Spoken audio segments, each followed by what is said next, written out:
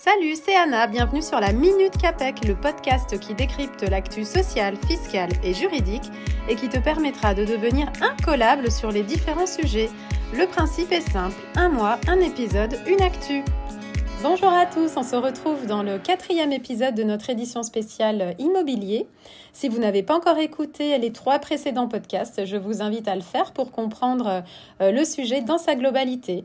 Aujourd'hui, Maxime Moine, expert comptable et conseiller patrimonial à CAPEC, et Clément Tardy, co-gérant de l'agence République Immobilier, vont nous parler de l'Assemblée Générale et des engagements financiers qui vont apparaître lors de la vente d'un bien en copropriété. On va poursuivre avec une autre question qui est revenue plusieurs fois, c'était par rapport aux assemblées générales et notamment qu'est-ce qui se passe en termes de temporalité entre l'assemblée générale qui se tient avant la signature d'un compromis de vente, l'assemblée générale qui se tient entre la signature d'un compromis de vente et l'acte de cession, qui paye quoi concrètement dans ce cas-là? Alors la date de départ, ça va vraiment être le compromis de vente. Après, dans un compromis de vente, on peut moduler, on va dire, un peu comme on souhaite. Je vais te donner en fait les généralités, ce que nous on préconise et ce qu'on fait. Avant le compromis de vente, si une assemblée générale est décidée avant un compromis de vente, ça va être au vendeur à payer les charges de copropriété et éventuellement les travaux qui n'auront pas été appelés dans la totalité au moment de l'acte authentique. D'où l'utilité de l'état daté, puisque c'est dans l'état daté que le notaire va réellement voir s'il reste des fonds à appeler en cas de travaux.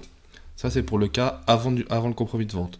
Pour une assemblée générale, entre le compromis de vente et l'acte authentique, nous, ce qu'on préconise, c'est que le vendeur, en fait, donne son pouvoir 10 jours avant l'assemblée générale à l'acquéreur, ce qui va permettre à l'acquéreur de représenter le vendeur au moment de l'assemblée générale, et donc à l'acquéreur de payer ce qui sera voté au moment de cette assemblée générale. Double intérêt, le vendeur comme ça ne payera pas des charges de copropriété ou des travaux sur un bien qu'il n'aura plus, et ça permet à l'acquéreur en fait de s'immerger déjà dans la copropriété et dans les différentes décisions d'une assemblée générale, et donc de payer les éventuels travaux ou différentes charges qui seront votées à ce moment-là. Ok, donc si je résume, pour une assemblée générale qui se tient entre le compromis de cession et puis l'acte définitif, à ce moment-là, le principe, ça serait finalement que le vendeur est redevable, mais par dérogation, on peut mettre à la charge de l'acquéreur si jamais justement on lui transfère cette convocation à l'assemblée générale pour qu'il délègue finalement la présence de l'acquéreur dans le cadre de cette assemblée générale. Tout à fait, et cette dérogation doit bien être inscrite dans le compromis de vente et signée donc par les deux parties, acquéreur et vendeur. Et donc la dernière petite question, mais plutôt là c'est une question, on va dire une question bonus, sur un ratio qu'on entend assez souvent dans le cadre d'un investissement immobilier, toujours en lien avec les charges de copro. On entend assez souvent que dans le cadre d'un investissement immobilier, plus opportun de choisir un immeuble pour lequel les charges de copropriété ne représentent pas plus de 15% du loyer, 10 à 15% du loyer mensuel, pour faire court. Par rapport à ça, est-ce que toi, c'est quelque chose que tu constates aussi tous les jours? Est-ce que ce ratio, il peut être appliqué dans toutes les situations? Alors oui, c'est ce qu'on constate, pardon. Le ratio, il va être différent principalement par rapport à des charges de copropriété qui sont liées en charges communes sur du chauffage, qui peuvent amener en fait des frais importants en fait au niveau de la copropriété, et ce qui va faire plafonner en fait un loyer.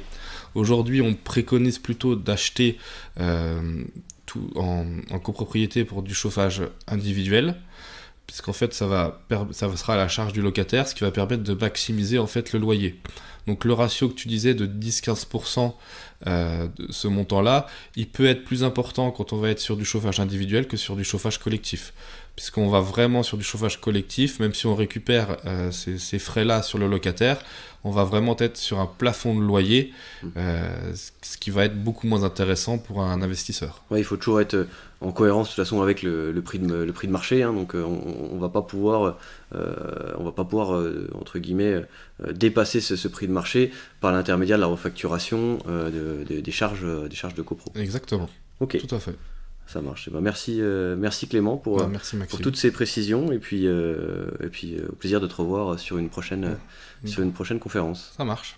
Merci à vous deux pour toutes ces informations et spécialement à Clément Tardy qui nous a fait le plaisir d'intervenir sur cette série de podcasts qui traitait donc de l'immobilier. Si le sujet vous intéresse et que vous souhaitez en savoir plus, n'hésitez pas à vous abonner à notre podcast, à suivre l'actualité du cabinet sur nos réseaux sociaux ainsi que sur notre site internet www.capec.fr.